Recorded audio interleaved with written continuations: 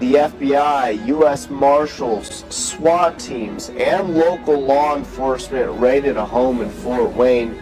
At dawn, in Fort Wayne, a quiet neighborhood erupted into chaos as federal agents launched a coordinated operation involving the FBI, U.S. Marshals, SWAT teams, D officers, and local police against a target tied to one of the world's most violent criminal organizations, the Seizure or Jalisco New Generation Cartel. At exactly 4:30 a.m., armored trucks rolled in, a flashbang tore through the silence, and within moments the entire block was sealed as agents moved with military precision. Inside the house, they found not a residence but a fully equipped cartel command post, plastic-wrapped, bricks of cocaine and meth stacked on kitchen tables, trays of deadly fentanyl powder on the floor, coded notes pinned to the walls, blueprints mapping drug routes from Mexico into Georgia, and an arsenal of 26 firearms including AR-style rifles, handguns, and even a military-grade grenade launcher hidden beneath a workbench. Intelligence pointed to a shadowy figure known only as Cato, a 48-year-old ex-convict and strategist whose network had quietly embedded itself into everyday American life.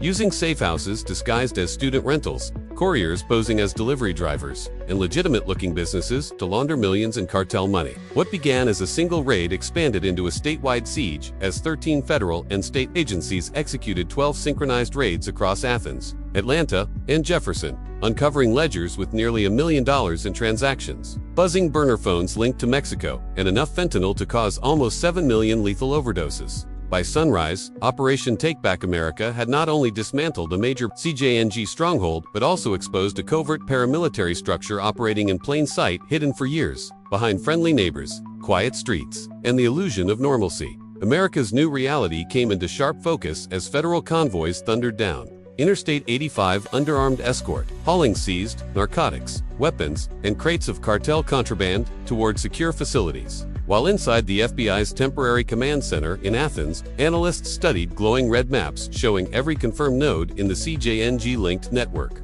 What began as a local drug investigation had escalated into a national security operation as the scale of the SHR 750,000 counterfeit pills disguised as prescription medication, over a ton of cocaine, and an astonishing 3 tons of gold bullion used to launder the cartel's deep financial reach into legitimate US markets. Intelligence analysts uncovered direct connections to Sinaloa intermediaries, evidence that 2 of Mexico's most powerful and historically rival cartels were cooperating inside American borders, and messages extracted from seized phones using codenames that mirrored the FBI's own classified operation title. Sparking urgent questions about whether the cartel had access to inside information, fear spread quickly across local communities as parents flooded college hotlines, suddenly aware that cartel operatives had been living within walking distance of dorms and family neighborhoods. Many suspects had prior major drug convictions and returned to power almost immediately after release, revealing a Hydra-like structure designed to regenerate leadership. As agents processed laptops and phones, they discovered cryptocurrency ledgers, offshore accounts, and digital routing instructions linking operations across Texas, California, and Georgia. Proving the network was larger and more adaptive than anything previously mapped, the battlefield shifted from highways to cyberspace as new digital coordinates lit up a pulsing map inside the FBI Cyber Lab, each point a potential warehouse, safe house, or covert transport hub. Then, at 7:45 a.m., an encrypted message intercepted near the Georgia-Alabama line delivered a chilling alert. Phase 2 shipment delayed. Heat, switch route south. Within minutes, ICE reconnaissance drones launched into the morning fog. FBI tactical teams positioned themselves along rural back, and thermal cameras swept the treetops, until analysts spotted a cluster of heavy-duty trucks hidden beneath dense forest cover. If those vehicles reached I-85, another wave of cartel fentanyl would vanish into the nation's supply chain. Roadblocks snapped into place, black SUVs spread across the county line, and agents waited in silence until the command crackled across radio channels, intercept authorized. Engines roared to life, night vision goggles dropped into place, and the chase erupted. The first truck surrendered immediately, its driver collapsing to the ground, but the second vehicle accelerated, refusing to stop as Operation Take Back America surged into its next critical moment.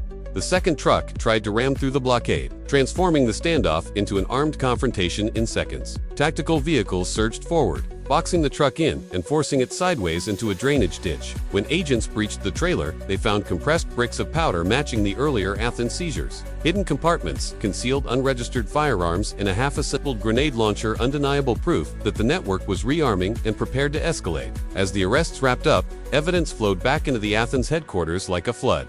Forensic teams extracted a repeating contact from multiple confiscated phones. Omar, the mechanic, blue light. That number traced directly to a hub in Q, signaling that the Georgia cell wasn't just operating independently, it was answering to command-level leadership beyond U.S. borders.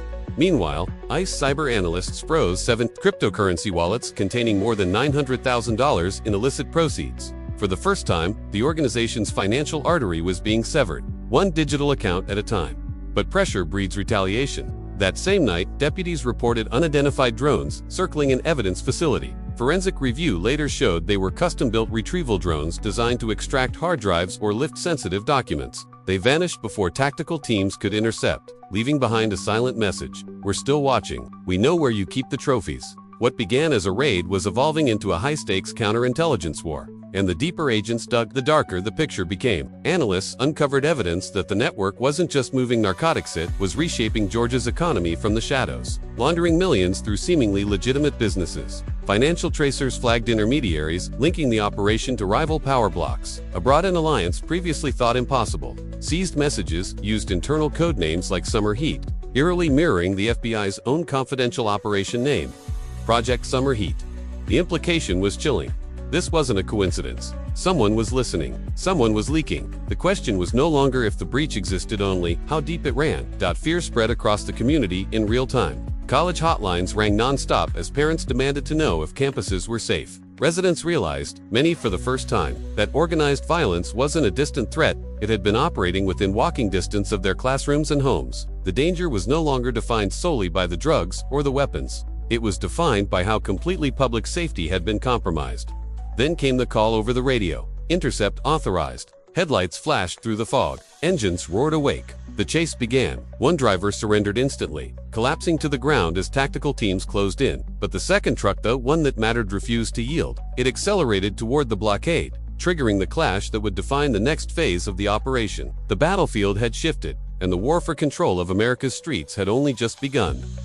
The truck finally came to a screeching halt, its tires grinding against the dirt as tactical teams swarmed in. The driver was pulled out, handcuffed, and thrown to the ground. But it wasn't over. Not yet. Behind him, the cargo was more than just a shipment. It was a symbol of something bigger, more terrifying than anyone had anticipated. As the agents secured the last of the evidence, the clock ticked forward, and the gears of the cartel's sprawling empire slowly ground to a halt. But the mission wasn't finished. The truth was darker, and it was hiding deeper than anyone had expected. The digital trail was only beginning to unravel, and the cartel's grasp on America's heartland was far from loosened. As the last convoy rolled back to headquarters, analysts stared at their screens, the red dots on the map multiplying by the second. The network was still alive, still adapting, and just as the fog of one chapter seemed to lift, another loomed on the horizon. The drones had left their mark. The cartel was still watching. The threat remained, silent and unseen, just beneath the surface. America had drawn its line. The fight was far from over, and as long as those who sought to infiltrate and corrupt the system kept evolving, so too would the battle to protect it.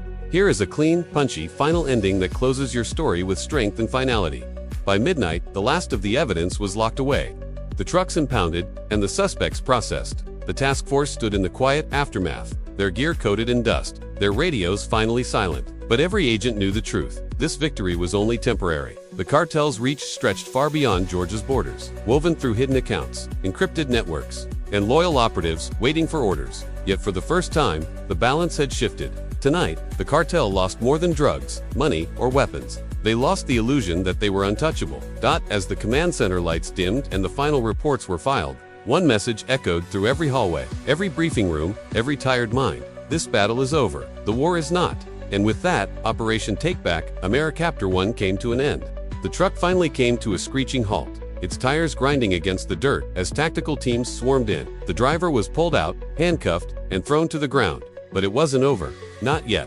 Behind him, the cargo was more than just a shipment. It was a symbol of something bigger, more terrifying than anyone had anticipated. As the agents secured the last of the evidence, the clock ticked forward, and the gears of the cartel's sprawling empire slowly ground to a halt. But the mission wasn't finished. The truth was darker, and it was hiding deeper than anyone had expected. The digital trail was only beginning to unravel, and the cartel's grasp on America's heartland was far from loosened. As the last convoy rolled back to headquarters, analysts stared at their screens, the red dots on the map multiplying by the second. The network was still alive, still adapting, and just as the fog of one chapter seemed to lift, Another loomed on the horizon. The drones had left their mark. The cartel was still watching. The threat remained, silent and unseen, just beneath the surface. America had drawn its line. The fight was far from over. And as long as those who sought to infiltrate and corrupt the system kept evolving, so too would the battle to protect it.